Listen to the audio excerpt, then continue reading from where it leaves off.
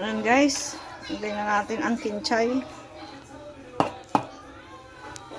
Ayan, ganito po ako magluto. Nahuhuli ang gulay guys, para crunchy.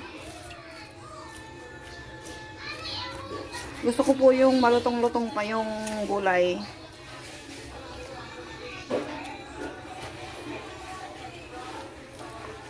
So, diba guys, 1 kilo lang to na pansit guys. Madami na siya.